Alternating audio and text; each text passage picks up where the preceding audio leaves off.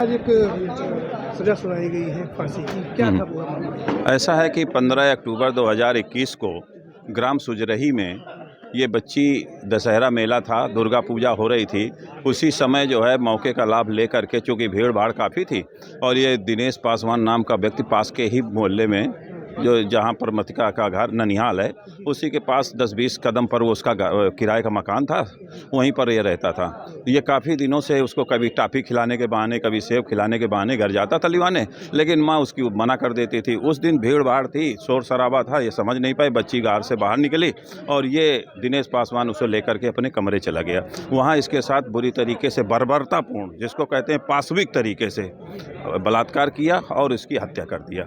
हत्या करने के बाद इसने क्या किया कि सोचा कि रात हो जाए तो इसकी लाश गायब कर दें, तो बिस्तरे के अंदर इसको छिपा दिया। लोगों को जब पता चला, घर वालों को, कि ये बच्ची नहीं आ रही, काफ़ी देर हो गए, तो तलाश किया।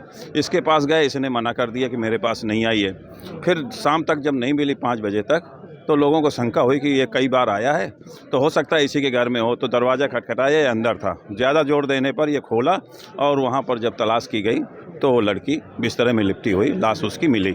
फिर इसका मुकदमा उसी दिन लिखाया गया, उसी दिन इसकी 11 बजे गिरफ्तारी हो गई। 7 दिन के अंदर जो इंस्पेक्टर थे खागा, संतोष कुमार शर्मा, उन्होंने आरोप पत्र न्यायालय में प्रेषित किया 22 तारीख को, और इसमें 17 गवाह अभियोजन की तरफ हम लोगों ने पेश किए, 27 प्रपत्र पेश किए, उनको सिद्ध कराया उन सारे गवाहों से, और 2 माह 10 दिन में, वर्किंग आवर में, जो वर्किंग दिन होते हैं, उसमें 70 दिन में इसका फैसला आ गया।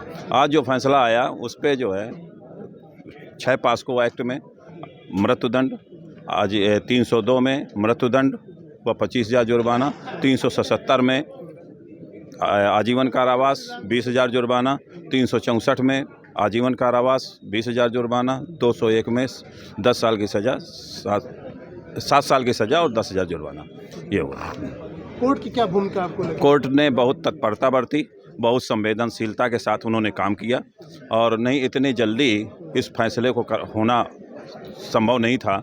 और मेरे ख्याल में शायद फतेहपुर जनपद का पहला मुकदमा होगा, इतना गंभीर मुकदमा, जो इतने अल्प समय में डिसाइड हुआ। और वो विंटर वैकेशन की छुट्टी हो जाने की वजह से 15 दिन लेट हो गया, नहीं तो ये विंटर वैकेशन के पहले ही 15 दिसंबर तक डिसाइड हो जाता।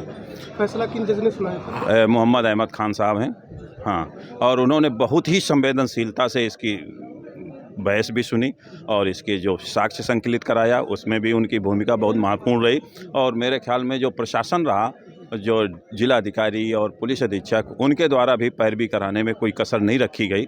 नहीं तो सेंट्रल जो विधि विज्ञान प्रयोगशाला भोपाल है, वहाँ से इतने कम समय में रिपोर्ट आना संभव नहीं था, जो DNA की रिपोर्ट थी। हाँ, तो इसमें सारे लोगों का बहुत महत्वपूर्ण भूमिका रही, और हमारे साथ जो सहायक शासकीय अधिवक्ता धर्मेंद्र उत्तम जी थे, उन्होंने भी बहुत महत्वपूर्ण भूमिका इसमें अदा की। हाँ, तब ये इतने अल्प समय में ये मामला संभव हो पाया। आज उसके बेटी भी आई, माँ भी आई हुई थी, उसकी नानी भी आई हुई थी ननिहाल में ही, चूँकि उसकी मौत हुई थी, उसके फादर भी आए हुए थे। तो इन लोगों ने भी आज कुछ खुशी जाहिर की कि नहीं, हाँ, कम से कम हमारी बेटी नहीं वापस हो सकती, तो कम से कम उसको न्याय तो मिल गया। ये देखिए, मैंने कहा कि बिटिया तो वापस आ नहीं सकती, उसके बाद जो दंड दिलाया जा सकता है वो अधिकतम दंड है।